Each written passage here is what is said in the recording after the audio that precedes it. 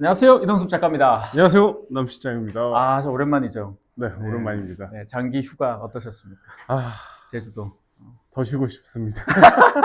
더 쉬고 싶어. 이게 인간의 본성이야. 아. 놀면, 누가 그랬지? 놀면 일하고 싶다고? 아, 누가 그랬어요? 누가 그런 얘기 하길래, 얼마나 놀면 일하고 싶어지냐고. 그랬더니, 아니, 뭐, 며칠 지나면 심심해서 그냥 일하는 게 좋지 않아? 그런 답답한 얘기를 하던 사람이 있었는데. 근데 중요한 거는 진짜 제대로 쉬는 법을 우리가 음. 모르기 때문에 어느 정도 휴식을 진짜 가져야 된다고 생각해요. 그러니까 뭐라고 시간을 보내야 될지 모르겠어요. 그럼 우리 남 실장님의 잠깐 퀴즈, 잠깐 코너로 네. 어떻게 하면 잘 쉬는가 한번 해볼까요? 어떻게 하면 잘 쉬는 건가요? 일단은 책을 볼 수 있을 만큼 보고 몸이 찌뿌둥거리면 이제 나가는 거죠. 일단 시작부터 죄송합니다. 사람들이 네. 보편성을 얻기 힘드네요. 네. 책을 보라고 쉬는데? 아니, 독서가 저는 이제 가장 큰 휴식이기 때문에. 네. 남 시장님한테는 독서가 휴식이다. 네. 근데 보통 사람들, 그러면 사모님이나 가까운 사람들이 독서가 휴식이다 그러면 어떻게? 뭔 개소리를 하는 눈빛으로 저를 보죠, 대부분. 근데 보통 통상 독서는 이렇게 약간 정신적인 어떤 집중을 하기 때문에 네. 우리가 생각하는 휴식과는 좀 다르지 않아요? 아닙니다. 머릿속을 비워내는, 그러니까 몸은 모르겠어요. 몸은 잘 모르겠는데, 네. 사실 몸이 더 중요하긴 하죠. 근데 이게 대부분 이제 그 반복되는 어떤 일상에 갇혀있기 때문에, 네. 그 일상에서 정신을 내려놓으려면 충격적인 이야기로 한번 이제 머리를 때려줘야 되는 순간들이 오거든요. 네네. 그래서 그게 정리가 안 되면 이 일에 또 집중이 안 돼요. 그래서 한번 이걸 날려주고 다시 루틴으로 돌아오면 그때 또 새로운 게 보이고 네, 새로운 감각들이 생기고 뭐 그런 것 같거든요. 그러면 나의 현실, 현재를 리프레시할 수 있는 걸 휴식이다. 그렇죠. 그렇게 보면 누구한테는 여행이 될 수도 있고, 그렇죠. 영화가 될 수도 있고, 뭐 유튜브가 될 수도 있고, 뭐 술이 될 수도 있고, 뭐 여러 가지가 있네요. 네. 그 중에 이제 굳이 독서가 제일 편하고 이렇게 압축적으로 할 수 있는, 시간을 잘 보낼 수 있는 방법 같아요. 그런 친구들 혹시 주변에 계세요? 없죠. 아무도 없죠. 누가 책을 봐. 다 유튜브 보고 다 게임하지. 잘 알고 계시네. 네. 잘못 태어났어, 남 실장님도. 한 30년이나 50년 전에 태어났어야 되는데. 근데 저희가 이제 달과 육펜스 오늘 네. 하기로 했잖아요. 거기 네. 이제 모험을 보면, 모험에 네. 이제 그 일대기를 좀 보면, 네. 야, 정말 코스모폴리탄이었구나. 그런 서머슨 생각이 몽. 들면서, 네. 진짜 그 작가라는 타이틀, 근대적인, 클래식한 작가라는 사람은 어떤 삶을 살았나, 이런 게 좀 보이더라고요. 그래서 부럽기도 하고, 그런 어쨌든. 네. 그래서, 지금 말씀하셨는데, 오늘 사실 저희가 다룰 책은, 막 핫하거나, 지금 막 이렇게 화제가 되거나, 사람들이 막 관심이 많거나, 막 그런 속된 말로 뜨거운 책은 아닙니다. 이런 뜨거운 책은 아니고, 근데 항상 적전선에서 계속 이렇게 온기가 있는 책? 그렇죠. 그래서 제가 지수 중에 하나가 뭐냐면, 제 나름 잘 팔리나 안 팔리는 지수가 뭐냐면, 알라딘이 중고책 서점이잖아요. 잘 돼 있잖아요, 책. 거기 들어가서 중고책을 찾아봅니다. 네네. 찾아봤을 때, 이 달과 육펜스가 중고책이 거의 없어요. 그리고 도서관에서 그러면 대출을 해보려고 하잖아? 맞아, 없어요. 대출이 잘 없어. 근데 이게 워낙 번역본이 많다 보니까 뭐 어린이용도 있고 막 이렇게 있어요. 근데 우리가 흔히 얘기하는 뭐 민음사라든가 좀 큰 출판사에서 나온 번역본은 거의 없어요.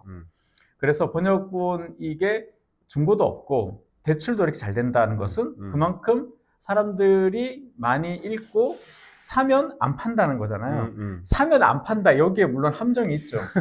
왜냐면 샀는데 안 읽고 안 파는 경우도 있고 읽고 나서 너무 좋아서 안 파는 경우도 있으니까 이거는 약간 이렇게 자세히 볼 문제긴 한데 그만큼 달과 육펜스가 잘 없더라고요.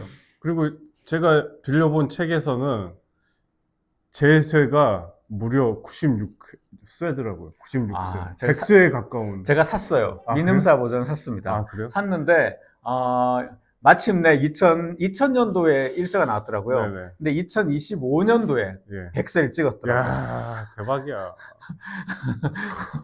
그러니까 25년 만에 100쇄를 찍었으니까 어떻게 보면 그게 뭐 한 쇄를 몇 부 찍는지 모르겠어요. 민음사에서. 그런데 뭐 어떻게 생각하면 야, 그 책 그렇게 유명한데 그 정도면 뭐 보통 아니야라는 생각이 들지만 사실 쉽지 않거든요. 그냥 한 15만 부에서 20만 부 나간 거죠. 100세면. 그러니까 이제 통상 새들 1000에서 2000부를 많이 찍는다 손 네. 치면 이제 그 정도 나간 건데 꽤 많이 나간 거죠. 그렇죠. 꾸준히 꽤 많이 나간. 그래서 이 꾸준히 꽤 많이 나간 이런 책들을 출판사에서는 이제 효자 종목이다 이렇게 얘기하죠. 뭐 월세 걱정은 이 책이 담당하는 거죠. 사실 이 정도 되면. 네. 근데 그만큼 인기 있는 책이고, 그리고 또 한 가지 의외점이 저는 그거더라고요. 네. 이게 이제 저작권이 사실 지났잖아요. 그렇기 때문에 되게 여러 좀 큰 출판사에서 책을 낼 만도 한데 미음사 말고는 제가 볼 때는 막 예를 들면 우리가 얘기하는 문학동네나 열리몬이나 뭐 펭귄 이런 데서는 별로 없더라고요, 책이. 그러니까 서머십 모험이 약간 과소평가되는 작가긴 한 것 같아요. 아, 그래요? 근데 이제 그 평단에 예전에도 그랬고 네. 살아생전에도 그랬고 물론 대중적으로는 엄청 많이 팔렸지만 그런 쪽으로 좀 가치가 절하된 느낌이 있는 것 같아요. 항상 보면. 저평가 우량주인데 사실은. 그렇죠. 엄청 우량주인 거죠. 주식의 시대니까 조금 이렇게. 네, 그렇죠. 저평가된 거죠. 그렇습니다. 네. 그래서 오늘 저희가 여러분들께 이제 소개해드릴 책은 바로 달과 육펜스입니다. 서머십 모험의 대표작이라고 할 수 있죠. 자, 서머십 모험의 이 달과 육펜스 표지에 이미 고갱이라는 화가 그림이 딱 박혀 있어서 많은 분들이 눈치를 채셨을 텐데요. 줄거리 간단하게. 네, 줄거리는 이제 30대 런던의 평범한 주식 중개인 찰스 스트릭랜드라는 인물이 어느 순간 아내와 가족을 버리고 그림을 그리러 파리로 갑니다. 그렇죠. 그래서 거기서 거지 같은 생활을 하면서 예술혼을 불태우다가 친구 등쳐먹고 그러다가 친구 아내까지 뺏어. 그죠. 아내까지 뺏고 그러다가 또 어떤 비전에 사로잡혀서 마르세유에 의해서 부도노동자를 하다가 이제 타이티로 가요. 타이티로 가서 17살? 예, 17살. 현지 그 원주민과 결혼을 해서 거기서 이제 말년까지 그림을 그리다 죽는데 나병에 걸려요. 뭐 어쨌든 그렇게 이런 이야기들을 크랩이라는 어떤 그 작가가 있어요. 네. 그 작가가 옆에서 이제 관찰하면서 스트릭랜드 부인을 통해서 스트릭랜드를 아는 사람이었는데 그 사람의 일대기를 이제 추적해 나가는 식으로 기술은 돼 있는데 어쨌든 그런 어떤 예술가의 극단적인 예술가상 이런 걸 좀 던져주는 그래서 여러 가지 뭐 윤리적 또는 예술적 그런 고민을 하게 만드는 그런 책이죠. 문제적 주인공이죠. 맞습니다. 그 달과 육펜스라는 이 소설은 많은 분들이 이제 고갱의 거의 뭐라고 평전이다 라고 생각할 정도로 소설로 쓴 평전이다라고 생각할 정도로 고갱과 연결을 많이들 생각하고 계시고 실제로 서머십 모험이 고갱을 염두에 두고 그 전에도 이제 단편에도 쓰시기도 했지만 고갱을 염두에 두고 취재도 가고 이렇게 자료 조사를 몇 년에 걸쳐 한 다음에 쓴 소설이라서 고갱과의 연결성을 뗄 수 없는 그런 사람인데요. 그러면 이제 본격적으로 내용을 좀 탐구하기 전에 먼저 작가부터 한번 소개를 해볼까요? 이 서머십 모험이라는 소설가. 사실 저는 서머십 모험이라는 이 소설가를 어떻게 알겠냐면 이 사람의 소설보다는 그 사람이 꼽은 10편의 명작 소설 있잖아요. 그렇죠. 세계 10대 소설. 그거 때문에 알게 됐거든요. 왜냐하면 제가 사랑의 쓸모 쓸 때 이거 뭐 어떤 책을 기준으로 이걸 선정하고 읽어봐야 될까라고 제가 좋아하는 책들 위주로 처음에 쭉 읽고 나서 뭔가 이제 권위 있는 사람이 뭐 해놓은 거를 이렇게 딱 집어넣으면 뭔가 이렇게 사람들이 관심 있을 것 같아가지고 찾아봤단 말이에요. 그래서 제가 보면 이거는 이제 순서는 아닌 것 같아요. 그냥 그 사람 이제 그냥 이 중요도는 아니지만 그 사람이 꼽은 10권의 소설인데 여러분들께서 이 중에 몇 권 읽었는지 한번 체크해 보세요. 첫 번째는 스탕달의 적과 흙, 두 번째는 멜빌의 모비딕, 세 번째는 도스토옙스키의 카라마조프의 형제들, 네 번째는 플로베르의 마담 보바리, 다섯 번째는 디킨스의 데이비드 코퍼필드. 저는 이 책은 못 읽어봤어요. 여섯 번째는 제인 오스틴의 오만과 편견, 일곱 번째는 헨리 필딩의 톰 존스, 여덟 번째는 발자크의 고리오 영감, 아홉 번째는 톨스토이의 전쟁과 평화, 그리고 열 번째가 에밀리 브론테의 폭풍의 언덕. 이 중에 몇 권 읽으셨어요?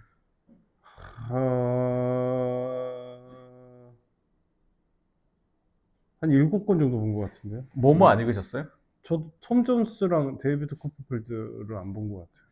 2권? 네. 8권 읽으셨네. 네. 근데 다 옛날에 봐서 기억은 1도 없는데. 아, 역시 보긴 남장님. 본 것 같아요. 아, 여기서 되게 많은 위안을 얻게 되네요.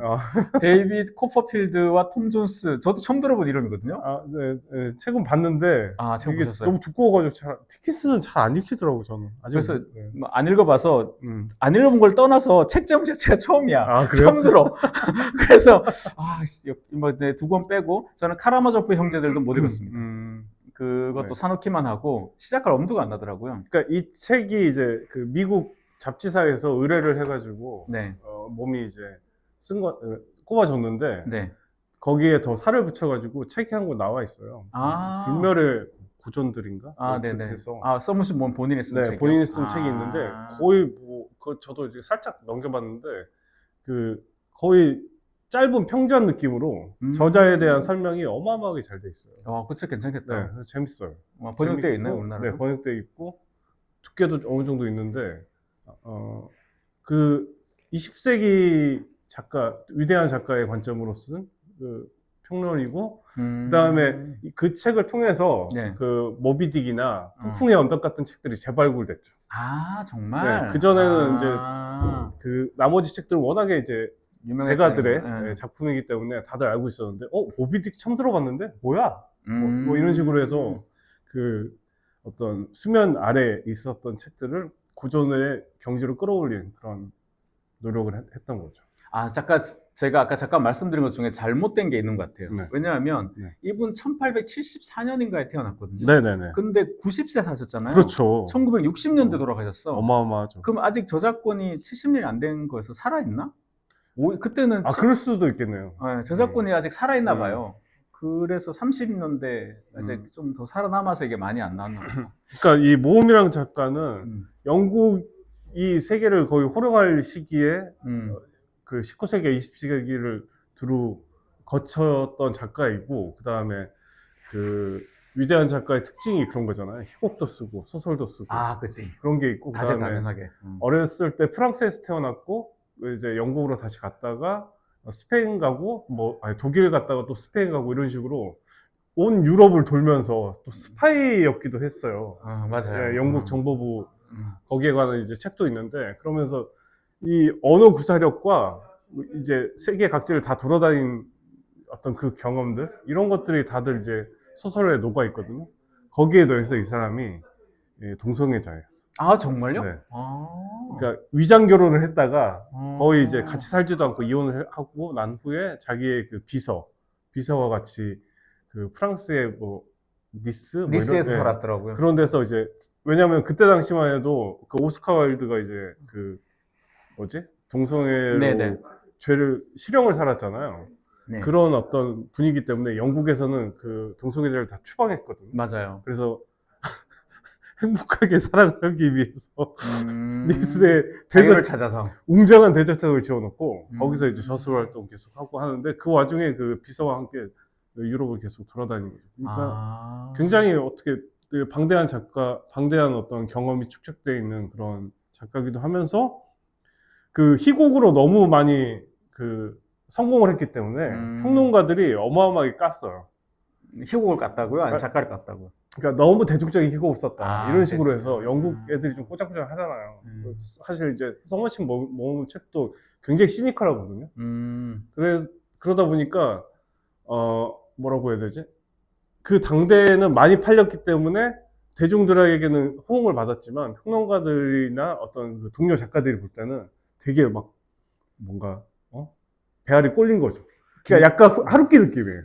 영국의 하루키 느낌. 그러니까 희곡으로 돈벌이를 해가지고 내가 마음껏 누구의 지시받지 않는 그런 어떤 경제적 자유를 이룬 거죠. 그러고 나서 내가 진짜 쓰고 싶은, 희곡은 진짜 너무 돈이 잘 벌려가지고 막 자화자찬하거든요. 근데 내가 이걸 가지고 이제 희곡은 안 쓰겠다. 그 이후로 인간의 굴레를 쓰고 이제 4년 있다가 그 달과 육펜스를 썼거든요. 근데 이제 이 소설도 처음에 나왔을 때는 1차 대전 전에 출간되었기 때문에 그렇게 호응이 없다가, 인간의 굴레에서? 네네. 그랬다가 예, 나중에 이제 재평가 받죠. 예, 재평가를 받고 특히 이제 어마어마하게 팔린 거죠. 그러니까 제가 다 읽고 나서 민음사 버전 뒷부분에 보면 작가 연보가 쭉 실려 있더라고요. 그 작가 연보를 보니까 희곡을 처음에 좀 같이 이제 소설도 쓰고 이제 글 쓰는 사람이니까 이게 에세이도 쓰고 여러 개 쓰잖아요, 사실은. 네네. 이게 쭉 쓰다가 희곡이 처음에 잘 안 됐나 보더라고. 다시는 내가 희곡을 안 쓴다. 뭐 그런 시기가 있더라고요. 그러다가 다시 이제 써서 굉장히 마치 셰익스피어처럼 한 시기에 자기 작품 4작품이 동시에 극장에 올라갈 정도였더라고요. 네네. 그러니까 아까 얘기하신 것처럼 뭐 돈은 꽤 많이 벌었고 사실 근데 지금은 그런 생각이 별로 없는데 항상 우리는 예술성과 대중성을 약간 대치되는 개념으로 생각하잖아요. 약간 제로섬처럼. 대중성이 되게 높으면 예술성은 없다고 생각하고 예술성이 되게 높으면 대중성이 없다고 생각하는 경향이 좀 있는 것 같아요. 예전 시대에는. 그렇다 보니까 김진명 작가님 같이 대중성 정말 책을 많이 팔리지만 문단에서는 완전히 소외되어 있는 그런 느낌이 있죠. 네. 그런데 문단에서는 막 칭송받지만 일반인들은 아무도 몰라. 뭐 그렇죠. 이런 경우도 생기는데 사실은 어쩔 수 없는 그 시대의 저는 질투라고 생각합니다. 여러 가지 이유 중에 하나가 아까 배알이 꼴린다 이런 것처럼 좀 배 아프잖아. 그렇죠. 잘 쓰는데 잘 팔려. 뭐 이런 좀 배 아프니까. 근데 저는 그런 것도 있는 것 같아요. 한 권은 그럴 수 있어. 한 권은 그럴 수 있는데 여러 권이 그렇다 잘 팔린다는 것은 그 사람 실력이에요. 결국. 그렇죠, 그렇죠. 그렇게 봤을 때 이 서머십 모험이라는 이 작가도 대단한 어떤 이 작가적 재능을 가졌던, 그죠? 소설도 그렇고 희곡도 그렇고 양쪽에서 다. 특히 단편도 어마어마하게 잘 써요. 단편도 진짜 잘 써요. 타고난 사람이네. 그렇죠. 그렇게 보면.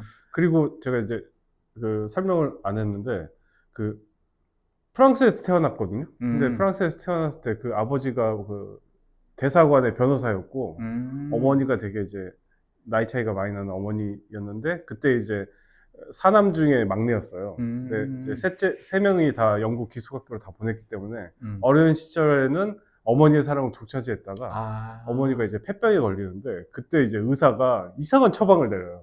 폐병에서 완쾌 되려면 임신을 해야 된다. 그래서 그 이제 몸에 첫째 그 다음 동생을 낳다가 유산하고 그 또 임신을 해가지고 낳다가 그때 죽어요. 그때가 이제 8살이었거든요. 그때 어머니를 이제 잃고 나서 2년 후에 아버지가 죽어. 정말. 그래서 이제 고아 신세로 작은 아버지 집으로 간 거죠. 그러면서 이 프랑스에 살았으니까 영어가 되게 서툴 거 아니에요. 처음에 그렇겠죠. 네, 그리고 그 영국의 19세기 기숙사 환경은 뭐 작가들 책 보면 진짜 교도소지, 교도소. 그 교장들이 맨날 패고 그래서 평생 걸릴 그 말 다툼증을 그때 이제 트라우마로 갖게 된 거죠. 말은 잘 못했나 보지, 유치하게? 네네네. 그래서 굉장히 지능이 뛰어났는데, 그 작은 아버지가 사제였으니까 목사가 되라 하는데, 이제 말도 못하고 하니까, 목사나 변호사 대신 의사라는 직업을 택했는데, 맞아요. 그 이제 의사가 돼서 그 굉장히 비루한 환경에 처한 그런 그 자선 병원 같은 데서 수련을 하다가 그 경험을 가지고 쓴 첫 번째 책이 이제 호평을 받으면서 나 이제 의사 안 하고 작가로 갈래 이렇게 된 거거든요. 그러니까 그런 어떤 트라우마 때문에 인간의 굴레도 보면 이제 저른발이 설정 있잖아요. 그게 제 생각에는 이제 말다툼증도 있고 내가 그 동성애 기질을 가지고 있다. 약간 이런 것들을 그 신체적인 결함으로 약간 속인 것 같거든요. 달과 육펜스에서도 그 여러 의사들이 등장하잖아요. 네네. 그것도 이제 본인의 그 경험에서 나왔을 때 굉장히 크겠네요. 네. 근데 저는 이 서머십 모험이 제일 부러웠던 것 중에 하나는 그 19세기, 20세기 뭐 중반까지 사셨는데 지금의 우리보다 웬만한 사람보다 여행을 많이 다니셨더라고요. 그렇죠. 일본까지 왔을 그때 당시에. 그러니까 유럽은 뿐만 아니라 러시아도 가보고 러시아 갔던 것도 첩자처럼 갔잖아요. 네네. 그 톨스토이와 거기 가보고 싶다고. 미국도 가고 타이트도 가보고. 그 뭐 일본도 올 정도니까 유럽이랑 여러 나라에 거기 또 안 쓰여 있는 여행지도 있을 거 아니에요. 그렇죠. 그러니까 이 사람은 자기 삶을 하루키식 표현이자면 뭐지? 말끔하게 살았다 그러나? 최대한 풍족하게 살았다 그러나? 약간 그런 느낌이더라고요. 그래서 그러니까 이런 사람의 글이니까 그 시대 사람들한테는 엄청난 선망이었을 것 같아요. 네. 지금도 사실 여행기나 이런 것 좀 많은 사람들이 좋아하는데 생각해보면 일종의 환상을 파는 거잖아요. 경험을 파는 거고. 그래서 이 서머신 모험이 어쩌면 자기 그 에세이죠. 나의 삶 이런 것처럼 네네. 자서전 같은 거 썼더라도 엄청 재밌었겠더라고요. 그렇죠. 근데 이제 자서전을 쓰려면 자기의 동성애를 밝혀야 되기 때문에 그 부분만 잘 어떻게 네, 그걸 이제 뺀 자서전이 나와 있긴 해요. 근데 이제 번역은 안 된 것 같더라고요. 정말요? 네, 쓰긴 쓰셨는데 그거 재밌겠다. 네, 워낙에 많이 쓰셔가지고. 그러니까 재능이 있는데 성실하면 이렇게 되는 것 같아요. 그렇죠, 그렇죠. 그러니까 하루키도 그렇고 이 서머신 모험도 그렇고 재능도 있고 성실하면 정말 이런 다작에 다 웬만큼 괜찮은 작품을 쓰는 것 같아요. 그러니까 이제 희곡에 있어서 어느 정도 성공할 수 있었던 게 대중성에 딱 맞는 작품들을 쓴 거예요. 그러니까 긴박한 구성에 갑작스러운 인물의 등장, 그 다음에 재치 있는 대사들을 막 불어넣어가지고 이제 시청자 관객들이 몰입하고 볼 수 있게끔 그런 식으로 작법을 썼다고 밝히고 있기 때문에 이제 그런 것들이 이제 너무 성공하니까 보기가 싫었던 거죠. 그러니까 요즘으로 따지면 정말 유명한 드라마 작가야. 그렇죠, 김은희 그렇죠. 같이 뭐 이렇게 누구 같이 정말 엄청난 넷플릭스에 히트친 엄청난 드라마 작가인데 이 사람이 소설인데 소설도 너무 잘 쓴 거야. 뭐 그런 그렇죠. 느낌이잖아요, 사실. 자, 그래서 이제 이런 대단한 작가입니다, 여러분. 그러니까 이런 대단한 작가를 몰랐다는 것이 부끄러우시면 안 돼. 이제 알았으니까 그걸 다행으로 아셔야 돼. 자, 이런 작가의 그 중에서도 대표작이 인간의 굴레에서와 이제 달과 육펜스인데 아무래도 우리나라에서는 달과 육펜스가 조금 더 많은 사람들이 좋아하시는 것 같은데, 자, 달과 육펜스의 가장 문제적인 지점이란 건 역시 그 캐릭터인 것 같아요. 그렇죠. 찰스 스트릭랜드라는 이 인물 같은데, 아까 잠깐 얘기하셨지만 이 인물 어떻게 보셨어요? 뭔가 이제 이 원초적인 그 기운이 넘치는 뭔가 눈에 그 광기가 있는 그런 인물로 봤는데 실생활에서라면 이렇게 눈을 이렇게 못 마주칠 것 같은 그런 느낌이 들었어요. 이거 읽으면서 물론 이제 극적 그 효과를 위해서 정말 이전에는 되게 그냥 식물의 남자로 묘사하다가 이제 화가가 되겠다 하면서 런던을 떠나서 파리 오잖아요. 그러면서 완전히 짐승의 남자로 그렇죠. 바꿔놓잖아요. 그거 보면서 약간 지킬 앤 하이드 생각났어요. 여기서는 이제 런던에 있을 때는 지킬처럼 그냥 뭐 사격에 맞게 그냥 뭐 주식 중개인 하면서 이렇게 살다가 갑자기 어느 날 갑자기 야수가 돼서 파리에 가가지고 그 그냥 자기 원하는 대로 뭐 꿀리는 대로 살잖아요. 그래서 모든 도덕과 윤리를 다 내팽개치고 그렇죠. 철저하게 이기적으로 자기 중심적인 인물로 거듭나잖아요. 그러니까 너무 하이든 거야. 그래서 이 둘이 하나의 인물이라고 하기에는 이해가 안 되는 거죠. 그 현기증 때문에 이 화자는 계속 야, 너 이러면 좀 그렇지 않냐? 너 부인 버리는 건 좀 그렇지 않냐? 그래, 부인은 버릴 수 있어. 그럼 아이는 계속 그 우리가 흔히 얘기하는 중산층 도덕률에 맞춘 질문을 계속하고 이 찰스 스트릭랜드는 야, 그럼 내가 왜? 나 아무 상관 없는데? 관심 없는데? 뭐 지가 그렇게 한 거잖아. 부인에 대해서 그렇게 얘기하잖아요. 걔도 이제 내가 그동안 먹여 살렸잖아. 지가 돈 벌어서 먹여 살려도 돼. 그런 거 있잖아요. 그런 거 보면 되게 뭐라 그럴까, 어떤 면에서는 너무나 대비되는데 하나의 인물 안에 이렇게 양면적이 극단적이 있다고? 라고 생각이 드는데 그게 그 소설가의 솜씨인 것 같아요. 왜냐하면 우리가 캐릭터를 만드는 법을 배울 때 작법 시간에 정말 공존할 수 없는 두 인물을 하나의 인물에 넣어야 된다 그러잖아요. 그걸 솜씨 좋게 얼마나 설득력 있게 만드냐 만들지 못하냐의 문제거든요. 그런 면에서 봤을 때 첫 번째 제가 모험에 놀랍다는 점은 캐릭터 구축하는 게 정말 탁월하다. 그래서 이게 이제 이 화자는 되게 그 개츠비의 그 닉 같이 그렇죠. 약간 그런 느낌이잖아요. 나레이터. 그냥 이게 특별하게 자기 관점을 넣지 않고 그냥 이 좀 서사가 좀 무리가 있잖아요, 플롯이. 그걸 이렇게 이어주는 역할을 하잖아요. 이 사람은 들어서, 이 사람은 되들어서, 이 사람은 들어서 이 찰스의 어떤 연대기를 쭉 구성하는 그런 역정도, 가이드, 나레이터 뭐 이런 정도인데 이 스트릭랜드라는 이 인물은 어쩌면 되게 극단적인데 극단적이어서 둘도 없는 독창적인 인물형이 된 것 같아요. 그 관점도 굉장히 낭만적이죠, 어떻게 보면. 그래서 예술을 위해서 자기의 모든 것을 바치는 한 명의 남자이잖아요. 그 심지어 제가 이 작품에 가장 집중했던 건 뭐냐면 그럴 수 있어요. 그래서 런던에 살다가 뭐 이렇게 살다가 나 이렇게 못 살겠어. 정말 쉽게 말해 엔트로피가 너무 많이 쌓였어. 그래서 다 버리고 그냥 파리에 올 수 있어. 파리에 온 다음에 여기서 막 이렇게 개같이 고생해가지고 거기서 승부를 걸어서 어떻게 된다까지는 그럴 수 있어요. 근데 제가 이 소설이 놀라웠던 점은 뭐냐면 그렇게 자기가 현실과 이상의 대립이 있잖아요. 네. 이 찰스 안에는 이상에 대한 게 있는데 이걸 꼭 누르고 있어서 현실이. 그렇게 해서 이상을 더 위에 하기 위해서 파리에 왔어요. 그래서 화가가 돼. 모두가 비웃고 어이없어 하잖아요. 그래서 쭉 지내. 여기서 어떤 승부를 걸고 끝날 수도 있어. 근데 여기서 다시 전쟁터를 어디로 가냐면 타히티로 옮겨요. 이게 되게 놀라운 점이 일단 제가 볼 때 소설의 전반부에 해당하는 것은 이 파리이고 후반부가 타히티거든요. 네. 일단 전반부 얘기를 좀 해볼까요? 전반부에 이 찰스 스트릭랜드와 대비되는 인물로 등장하는 사람이 더크 스트로브라는 사람인데 더크 스트로브는 빈센트 van 고흐예요. 그냥 고흐예요.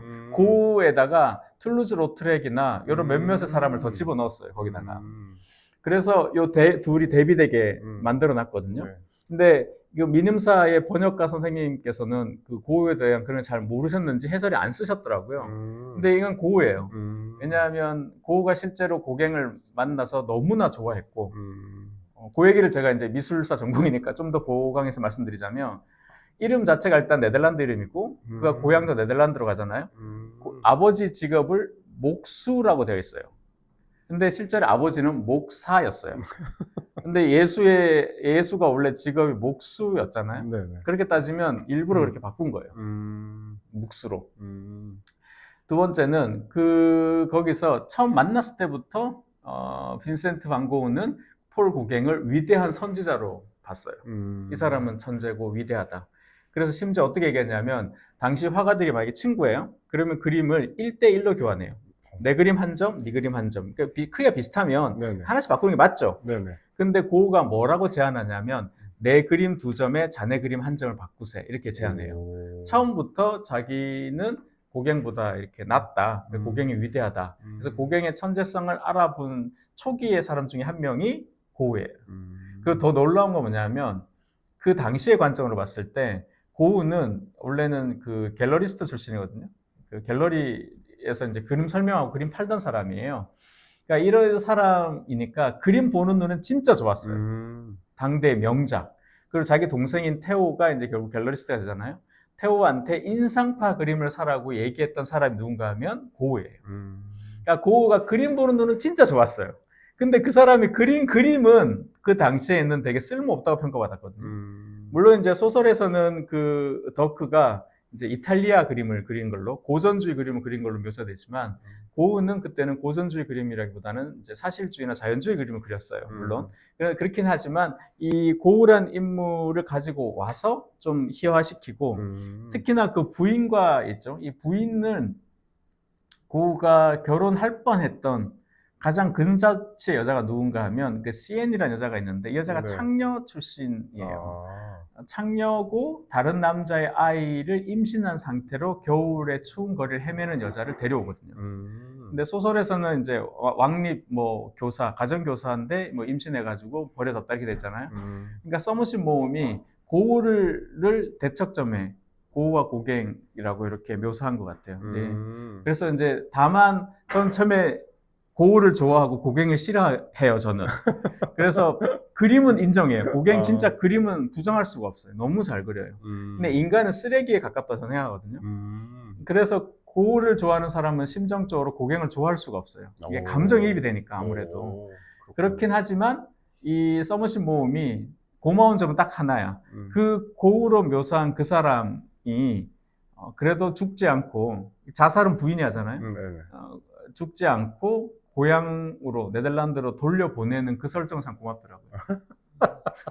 근데 어쨌든 이 파리 시기를 보자면 네. 가장 이 고갱은 극도의 이기적인 인간으로 나오고 이 더크 스트로브는 극도의 이타주의자로 그렇죠. 나오죠. 네. 그래서 두 명이 대비되게. 그렇죠. 그래서 이 더크는 예술성은 없고 상업성만 있는 인물. 여기는 상업성은 없지만 예술성이 뛰어난 인물. 그렇게 이제 대비해서 예술 작품에 대한 두 극단적인 양극단을 보여주더라고요. 좋네요. 네. 그 부분 어떻게 읽었어요? 파리 시기. 예. 근데 그 세 명의 인물 중에 누구한테 약간 감정이입되던가요, 남 실장님?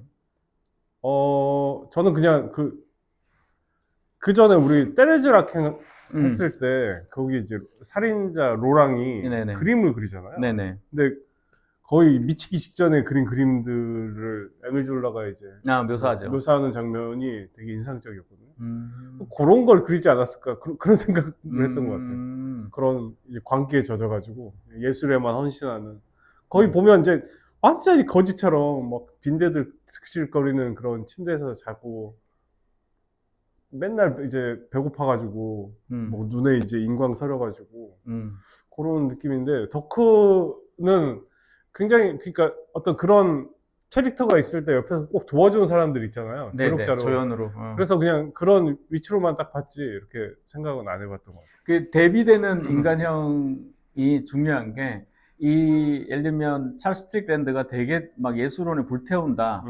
하지만 사회에서 인정받지 못한다. 이것을 설명하기에는 그 대비되는 사람이 있어야지만 그렇죠, 잘 보이잖아요. 그렇죠. 그래서 이제 찰스 이 사람의 캐릭터가 드러난 것 중에 대표적 사건이 여기서는 이제 파리에서는 두 가지인데 첫 번째는 그 부인. 그러니까 찰스 스트릭랜드가 거의 죽을 뻔해요.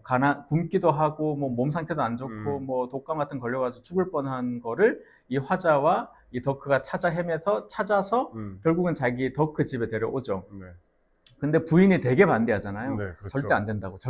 막 그렇게 반대했는데 뭐 이렇게 저렇게 해서 결국 당신도 남의 도움으로 이렇게 잘 살게 되지 않았냐. 뭐 그렇죠. 이런 사실 좀 비열하죠. 남편이 그렇게 얘기하는 거는. 어쨌든 그렇게 해서 데려왔는데 뜬금없이 사실 이 부인이 이 덕크와 이제 마음이 맞은 거죠. 그렇죠. 눈이 맞은 거죠. 그래서 오히려 찰스와 눈이 맞은 거죠.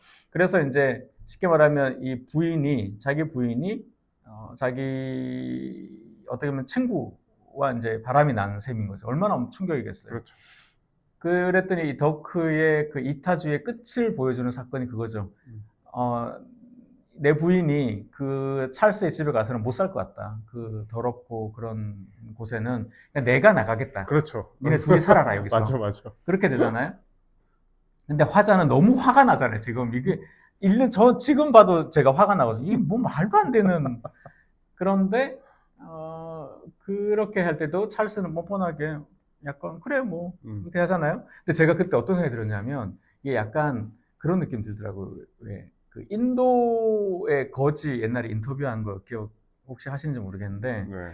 인도에 가면 거지들이 이제 적선을 받을 때 고마워하지 않는다 그러잖아요. 뭐 예를 들면 거리에 이렇게 있으면 우리는 거리에 있으면 뭐 1,000원이든 10,000원 주면 고마워하잖아요. 네네. 근데 고마워하지 않는다잖아요. 왜냐하면 네가 좋아서 나한테 준 거지 뭐 내가 달라 그랬냐. 그런 취지의 얘기를 듣고 대학교 때 그때 인도 붐이 나서 그런 책자를 보면서 되게 인상적이었거든요. 어떻게 이렇게 생각할 수가 있지? 근데 일종의 찰스도 그렇잖아요. 그렇죠. 네. 아니 뭐 내가 하라 그랬어? 쥐가 따라온다는데 나는 그 부인한테 나 따라가자고 얘기 안 했다고. 그냥 나를 그렇게 경멸하길래 그냥 한번 그냥 이렇게 가졌다 이렇게 얘기하잖아요.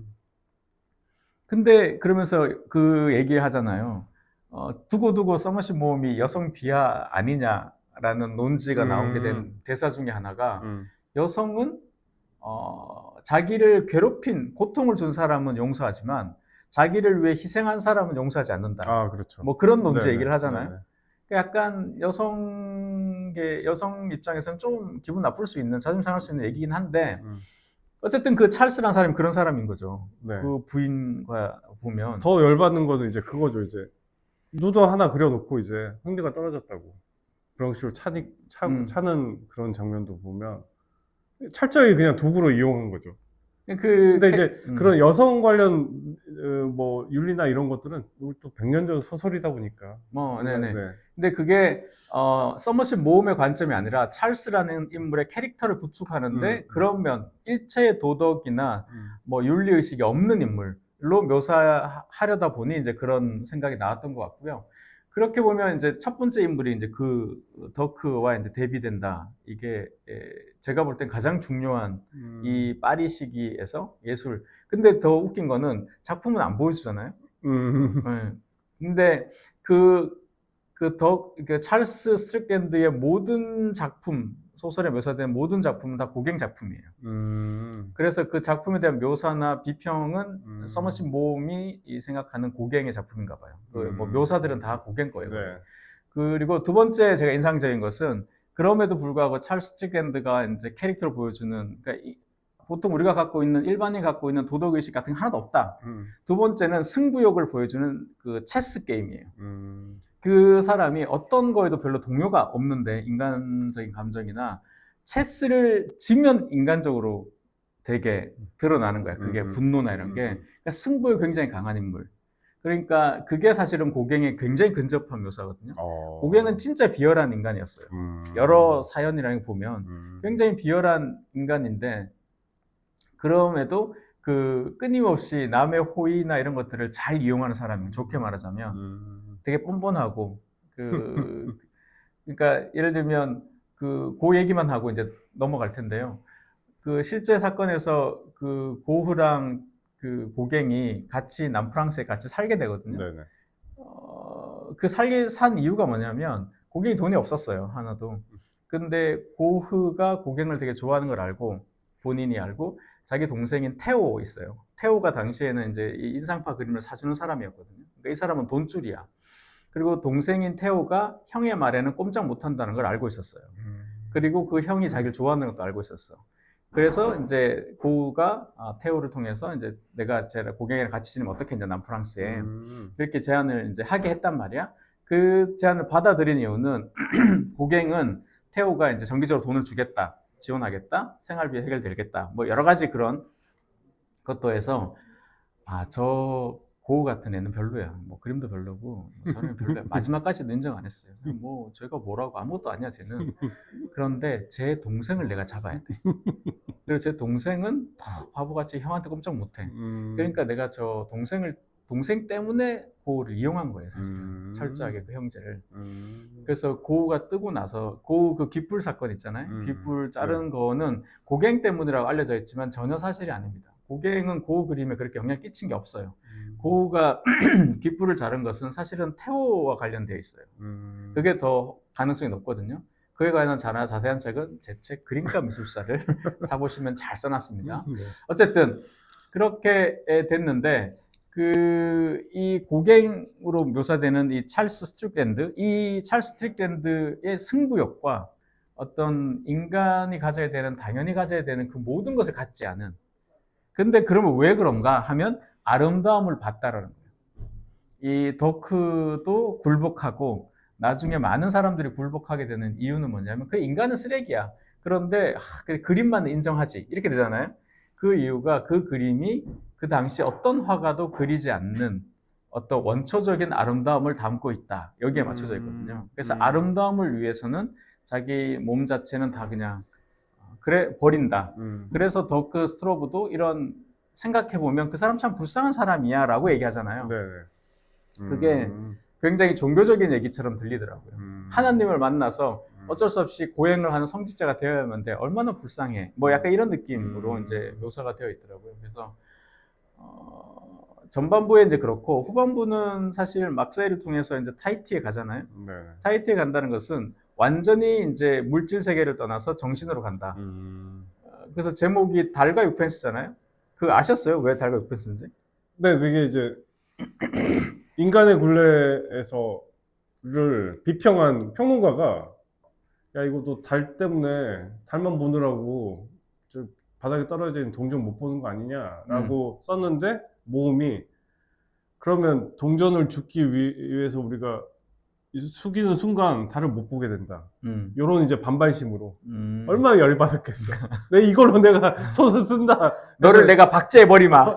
소설 쓴다 해서 그렇게 해서 나온 거로. 그죠. 네. 그러니까 제목을 처음에 달과 육펜스라서 육펜스가 동전이잖아요. 네. 좀 너무 동떨어져 있긴 해요. 동전이어서 이걸 왜 제목으로 했지? 라고 생각해서 그냥 동그라미 있잖아요.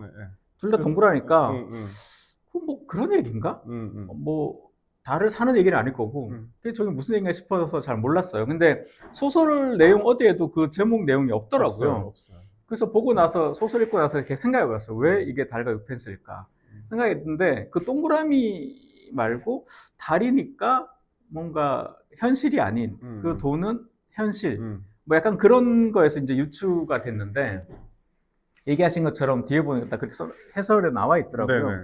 처음부터 그냥 해설을 읽었으면 되는 걸.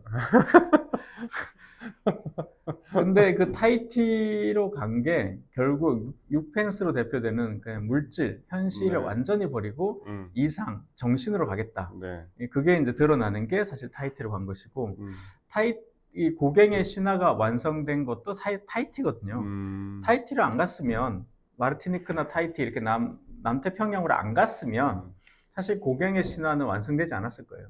고우가 자살로 알려져 있지만 그걸 안 했으면 사실은 그 신화가 완성이 안 되듯이 결국 신화는 그리고 거기서 그렇게 해서 죽어버리잖아요. 그 고갱이. 물론 병은 이제 매독과 이런 걸로 죽죠. 그 나병이 아니라. 근데 그게 신화가 완성된 건데 그 원시 순수 그걸 향해서 간 것이다. 근데 사실 저는 그 지점이 그 시대 사람들이 생각했던 어쩌면 하나의 보편적인 정신이었다고 봐요. 왜냐하면 19세기 그 후반, 20세기 초반이 산업혁명과 이제 물론 프랑스 혁명도 있지만 산업혁명을 통해서 자본주의가 이제 막 됐던 때잖아요. 그러니까 너나 없이 돈 했을 때예요. 뭐 주식 투자하고 막 그 해외 투자하고 그 지금 우리가 하고 있는 이 모든 것의 시작점이자 그렇죠. 우리 시대가 만들어진 게 그때잖아요. 네. 그러니까 그때의 사람 생각할 때 뭐겠어요? 전통적 개념에서 인간은 이 균형을 찾아야 된다. 돈만으로 못 산다.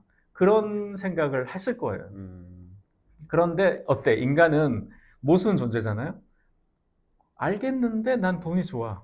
내가 살아야 되니까 돈을 추구해. 근데 약간 마음이 좀 그래. 그럴 때 이 소설을 샀을 가능성이 있다는 거예요. 제가 볼 때는.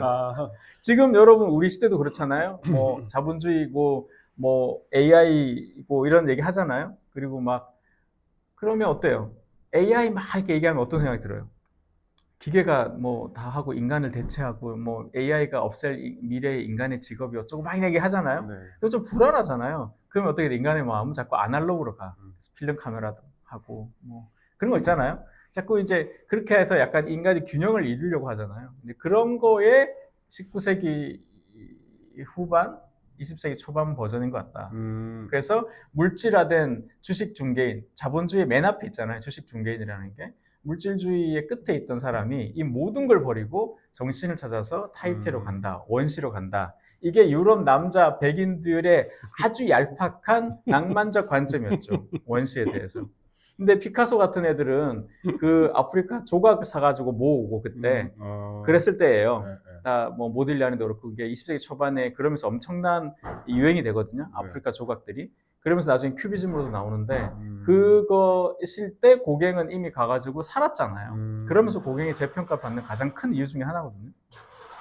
그러니까 그 시대의 상황에 이 소설은 엄청나게 반향을 일으킬 수밖에 없었다라는 거죠. 시대적 상황도 그렇고. 네.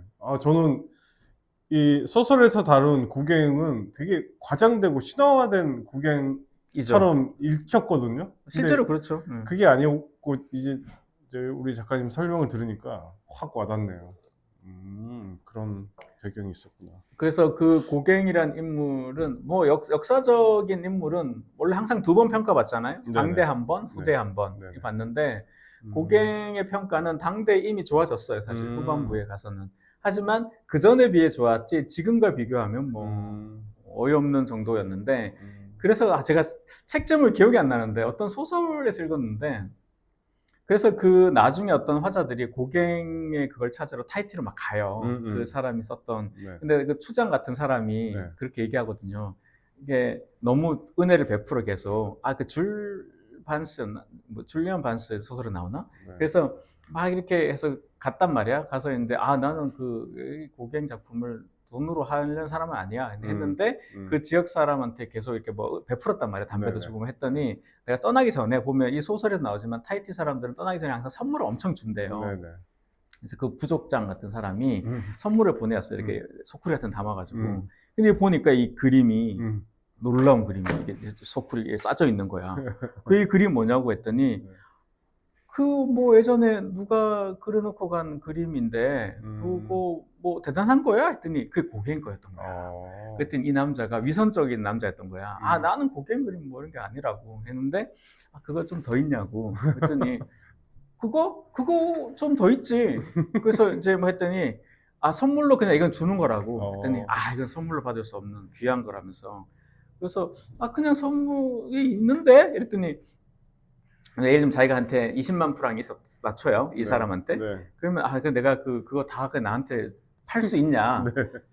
그걸 뭘 팔아 그냥 우리 친구께 선물하는 거지. 그랬더니 아, 아니라고 이렇게 팔으려고 해서 그래? 뭐 우리 할머니가 이제 원래 사기꾼들이 스토리텔링이 좋잖아요. 네. 해서 이렇게 갖고 있던 거라고. 그래서 이제 그 고갱의 그림을 짐작되는 걸 대고 막 받아요. 이 사람 네. 너무 들뜬 거예요. 네. 야, 저거 20만 프랑이지만 저거 가져가. 우리 치면 저거 한 2천만에 샀는데 저거 파리 가서 경매하면 저거 200억이잖아. 뭐 이런 거야. 그래서 막 가서 이제 그 타히티에 나와서 이제 보다 큰 섬에 가서 네. 이제 가야 되잖아요. 마르세유 같은 데 왔어. 예를 들면. 네. 왔더니 그 선장이 그래. 야, 너 걔한테 샀지 그거? 걔 그거 다 사기야. 그 얘기가 있거든요. 그래서 그 에피소드를 기억이 나요. 그래서 그걸 읽어가지고 여기 보면서 그 호텔, 플레로 호텔 아줌마 사장, 뚱뚱한 사장, 그 고갱한테 13살짜리 애 결혼시키는 그 얘기에서 그 할머니 생각나는 거야. 그 할머니가 사실, 그래서 그림 똑같이 그리면 위조범 데려다가 그림 이만큼 쟁여놓고. 그렇죠. 아, 그때 사실, 그 소설에서는, 달과 육편스에서는 그때 그 고갱 물건 경매할 때 미제 난로 같은 것만 사고 그림을 안 사는 걸 되게 후회하거든요. 열 몇 점이 그림이 있었는데 그거 얼마 안 했는데 단도 몇만 원인데 그거 안 사서 너무 후회한다. 그 얘기를 해요. 근데 만약에 그 할머니가 거기서 멈추지 않고 야, 이거 괜찮겠는데 사업으로? 그래서 이제 그림 지역화가 통해서 그 그림 딱 그려가지고 네. 소설 한번 쓰시죠. 하여튼 그래서 이 작품이 저는 굉장히 인상적이었던 것은 인간의 생각이라는 것이 두 가지였어요. 저는 아름다움이라는 게 도대체 뭐길래 그렇게 자기를 혹사시키는가. 그렇죠. 그 부분이었어요. 만약에 남 시장님이 이제 뭐 이런 창작, 우리 사진 작가시니까 아름다움을 봤어. 네. 그러면 그렇게까지 자기 몸을 버릴 수 있는가? 그거 좀 생각을 해봐야 될 것 같아요. 진짜. 지금 부인도 있고 아이도 셋이나 있는데 네. 어느 날 갑자기 이 모든 걸 떠나서 나는 일본에 가서 사진 작가가 되겠어. 그래서 어느 날 갑자기 이 모든 걸 떠나서 야마구치 상으로 개명한 다음에 굳이 개명까지? 꽤 완벽하지 서사가. 이름을 바꿔. 야마구치가 아니고 미나미인데? 미나미? 그렇죠. 네. 어쨌든 네. 저는 그것보다는 만약에 이 찰스 스트리랜드 같은 놈들이 같은 놈들이 현 시점에 나타났다 그러면 어떻게 될까? 무조건 나중에 파멸당해가지고 작품 가치가 쓰레기가 되지 않을까? 왜요? 그런 그러니까 다 알고 있는 게 다 유튜브로 떠돌 거 아니에요. 유튜브로. 네, 과거 저지른 이 죄악들이 이거 남편 버리고 가가지고 친구의 여자까지 어떻게 이용해 먹고 나 진짜 나쁜 놈이라고 아니 뭐 아내 버리고 떠나가지고 그런 식으로 지금은 사실 이 어떤 예술가적 혼 이런 거는 사람들이 염두에 안 두잖아요. 이 사람이 얼마나 어느 정도 윤리적이냐 이런 걸 사람들이 많이 보고 그렇지 않을까 싶거든요. 그러니까 아름다움의 기준이 모험이 썼던 이 책을 썼던 20세기 초반보다 지금 너무 복잡해져가지고 사회가 사회가 복잡해지고 옆에서 관찰하는 사람도 많고 다 스마트폰으로 스트리밍하고 있는 시대라서 이렇게 아무도 모르는 데서 이렇게 틀어박혀서 하는 그런 삶과 거기서 나오는 예술이 과연 가능할까? 어느 정도 더 과장되고 신화화되고 뭔가 이런 조작되고 이런 것들이 더 판치지 않을까? 지금의 물론 이제 그 원점은 있지만 이런 어떤 예술에 대한 갈등, 그다음에 현실을 버리고 이것만 지향하는 어떤 고행 뭐 이런 시점들은 유효하지만 지금 이게 가능할까? 지금 시점에서 스트리랜드라는 사람이 나올 수 있을까? 이런 생각이 들었어요. 저는 가능할 거라고 보는 게 한 명은 되는 것 같아요. 아, 그래요? 한 시대나 어떤 시대 보면 한 명의 악당은 되는 것 같아요. 스타가. 근데 사실은 죽고 나서 유명해진 미술사에도 죽고 나서 유명해진 사람은 빈센트 반 고흐밖에 없어요. 다 살아서 유명했어요, 사실은. 그게 이제 얘기하신 것처럼 정말 길거리 사람한테 고흐 아세요 하면 모르죠. 지금 만약에 남시장님 미술, 현대미술 쪽 잘 관심 크게 없으시잖아요. 네. 근데 저는 그게 전공이잖아. 네. 그러면 예를 들어서 뭐 서도호 혹시 아세요? 몰라요. 이불. 이름은 들어봤어요. 이분. 이불은 이름이 서도호. 서도호가 지금 우리나라 국가대표 미술가예요. 따지면 베니스 비엔날레 대표예요. 근데 이제 이게 왜 이런 일이 벌어지냐면 그 분야에서는 유명한 사람인데 대중적으로 유명하려면 어떤 일이 벌어지냐면 교과서에 실려야 돼, 쉽게 말하면. 무한도전에 나와야 돼. 무도에 나오거나 뭐 놀면 무한 나오거나 네. 그래야 되는 거야. 지금은 예능이죠. 음. 그런 것처럼 고흐도 나름 분야에서 나름 유명했어요. 근데 죽고 나서 유명해지는 것은 후대에 만드는 신화의 하나의 조건이죠. 그게 이제 그 얘기하면 너무 길어지는데 그게 어디서 나오냐면 가톨릭 사회에서는 성자를 추모하는 방식은 성자는 항상 나중에 알아요. 성자는 죽고 나야 알아. 그러니까 가톨릭 성자들은 순교 다음에 성자가 되잖아요. 아, 그렇죠. 그러니까 그 당대에는 아는 사람 몇 명 없어요. 근데 그리고 나서 이제 알게 되거든요. 이게 사회 심리학적으로 그렇게 되는 거예요. 그게 이제 그대로 이제 예술가한테 전이가 되는데, 제가 아까 말씀드린 것 중에 하나는 뭐냐면, 지금 AI, 그다음에 지금 우리나라가 지금 코스피, 그다음에 전쟁, 여러 가지 그런 사회가 복잡하고 복합적이고 무섭고 두렵고 불안하잖아요. 이런 때는 제대로 된 악당 한 명은 떠요. 트럼프인가? 아니, 그런 악당 말고, 이게 예술에서 사람을 좀 불편하게 만드는 질문을 던지는 사람? 그러니까 매끄러운 그러니까 질문도 매끄럽고 모든 게 매끄러운 거 있죠. 그거는 중간 정도는 가요. 그런 사람들은 먹고 사는데 문제 없을 정도로 스타가 되는데, 그러니까 유명한 작가와 위대한 작가의 예술사에서 가장 큰 차이는 뭐냐면 딱 하나를 꼽으라면 시대 정신이거든요. 그러니까 위대한 작가, 우리가 미술사에 이름이 남은 위대한 작가들 있죠. 그 다음에 문학도 그래요. 위대한 작가들은 보면 다 그 시대 정신을 그 작품이 갖고 있어요. 그게 작가가 이게 지금 시대 정신이니까 이걸 넣어야지, 그게 아니라 그렇죠. 촉수가 그냥 그렇게 아는 거예요. 생각해보면 스탕달도 그렇잖아요. 스탕달도 그렇고 이 서머시 모험이 꼽았던 소설, 그다음에 개츠비도 잘 생각해보시면 그 시대 정신이 있잖아요. 그렇죠. 레미제라블도 마찬가지고 대부분 예술이라는 것이 그 시대와 분리될 수 없기 때문에 그런 게 있단 말이에요. 그러니까 이게 달과 육펜스도 사실 우리나라에서 계속 꾸준히 사랑받는 이유 중에 하나는 그 부분이 있는 것 같아요. 이게 물질 세계로 계속 가니까 정신 세계를 추구하는 방식이 종교 소설도 있고 뭐 여러 가지가 있지만 이것만큼 쉽잖아요. 일단 정확하고 재밌게 표현된 소설이 좀 적다는 거죠. 그렇죠. 그런 면에서 달과 육펜스가 꾸준히 사랑받는다. 네. 그래서 지금 제가 이 소설 읽고 제가 최근에 좀 다뤘던 우리나라 소설들을 생각해 봤거든요. 네. 생각해 보면 네. 너무 한쪽으로 좀 치우쳐 있지 않나. 그런 생각이 들더라고요. 좀 이게 시대 정신에 해당하는, 그러니까 보통의 20, 30대들의 고민을 좀 이렇게 만듦새 좋게 다룰 수 있는 그런 소설가들이 나와야 되지 않을까. 뭐 지금도 있을 수 있지만 제가 잘 몰라서 그럴 수도 있지만, 근데 오히려 더 추상적인 걸 너무 많이 다루더라고요. 김혜란 작가도 그런 관계에서 오는 부분들을 다루고 이러는데, 저는 물질을 떠날 수는 없다고 생각하거든요. 그래서 물질 세계, 뭐 자본주의를 사니까 지금 빈부격차라든가 이런 거 있잖아요. 이런 얘기를 끌어당겨가지고 쓰는 게 사실은 더 너무 좋은 소재가 많은 것 같은데 너무 관념적으로 쓰는 것 같아요. 소설이. 좀 그건 좀 아쉽더라고요. 네. 아니면 제가 잘 뭘 몰라서 하는 소리일 수도 있는데 너무 소설들이 좀 다 사적으로 자기 안으로 도망친 사람들, 예를 들면 에반게리온의 신지 같은 애들밖에 없는 것 같아요. 그래서 좀 그게 좀 아쉽다라는 생각이 네. 저도 뭐 동감이고요. 여튼 제가 이제 강조하고 싶은 건 뭐냐면 이 모험이라는 작가를 우습게 보면 안 된다. 제가 그랬거든요. 제가 대학 다닐 때 무슨 뭐를 읽어. 그때는 그레이엄 그랜이라고 있어요. 그레이엄 그랜이 이제 몸보다 한 20년 후대 작가인데 역시 대중적으로 엄청 성공한 작가인데 그레용 그린 이거 박찬욱 감독도 좋아하는 작가인데 책 읽어보면 쉽지 않아요. 어마어마하게 어렵고 엄청나게 재밌으면서 깊이도 대단하거든요.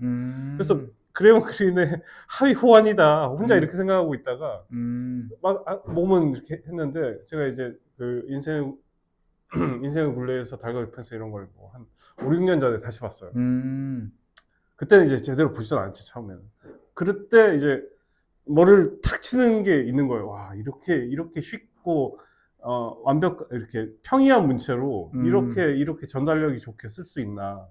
이 달과 육펜스도 처음 서두 부분은 어려워요. 네. 사실 쉽지 않아요. 그냥 대중 소설이니 봤지만 그 안에 이제 모험이 엄청나게 설계를 해놨잖아요. 네네네. 가상의 잡지와 평론가들의 평들을 끌어들여서 우리를 확 몰입시키거든요. 그런 어떤 화자를 등장시켜서 하는 방법도 이게 아무나 흉내낼 수 있는 어떤 작품은 아니다. 그래서 그리고 이제 제가 그 서밍업이라는 책이 있거든요. 이 책은 이제 문학적 자서전 느낌이에요. 아, 문장. 이게 이제 예전에 저보다 이제 나이가 많은 70 학번들 아니다. 80년대 학번들이 네. 영어 영문학과 갔을 때 이제 교재처럼 많이 읽었던 그런 책인데 문장과 소설과 인생에 네. 대하여 이게 예전 번역본이 기억나서 저도 이제 그걸 되게 더듬더듬 이제 봤던 기억이 있는데 이 책을 나중에 한번 또 보려고 생각 중이에요. 서밍업. 특히 작가들에게 되게 좋은 책이에요. 아, 그래요? 네, 진짜 글을 쓰는 작가들에게. 왜냐면 이게 내가 평탄하게 작가 생활을 영위했다 이런 내용이 절대 아니거든요. 네, 그래서 꼭 제가 이제 작가님 보고 생각이 나더라고요. 서밍업. 요즘 글 쓰시느라 너무 힘들잖아요. 괴롭습니다. 나도 그만큼 힘들었다 이런 얘기예요. 대부분 보면. 그래서 힘들어서 잘 된 사람이잖아. 그쵸. 일단 힘들기만 하는 거 아닐까? 이 사람도 삶이 힘들었겠죠. 그래서 알겠습니다. 지금 더 그 중요성을 가지고 지금 여전히 많이 읽히는 것들은 역시 힘이 있다. 그럼요. 그런 생각이 들었습니다. 그래서 달과 육펜스 가지고 이렇게 길게 얘기하는 사람도 참 없을 텐데. 엄청 길겠죠? 길게 얘기했네요. 자, 마지막으로 하실 말씀? 달과 육펜스를 읽은 사람이 좀 재밌게 읽을 만한 소설 혹시 추천하실 만한 거 있을까요? 모험 소설이든 아니든. 그 예술가 소설이잖아요, 그죠? 예술가 소설. 그럴 수도 있고 이제 독창적인 인물과 데비드거나 뭐 이렇게 자기가 극도 이기적인 인간들이라든가 이런 혹시 기억나시는 거 있을까요? 저는 지킬의 나이트 생각나는데 지킬의 나이트 한번 읽어보시면 이 두 명을 합쳐서 한 명을 만들었구나. 그래서 그 모험은 이제 전집으로 나중에 국내에 소개되지 않을까. 그 정도로? 네, 그 정도로 워낙에 재밌어가지고 그런 책이지 않을까 생각됩니다. 그래서 달과 육펜스 제목도 유명하고 아마 예술 뭐 요즘 또 미술 좋아하시는 분 많으셔가지고 관심 있는 분 많으실 텐데 꼭 한번 읽어보시고 읽으신 다음에 고갱과 고우에 대한 것도 한번 또 찾아보시면 또 고갱 그림을 보시는 또 고우 그림 보시는데 좀 더 도움이 되지 않을까 싶습니다. 자, 오늘 여기까지 하겠습니다. 고맙습니다. 감사합니다.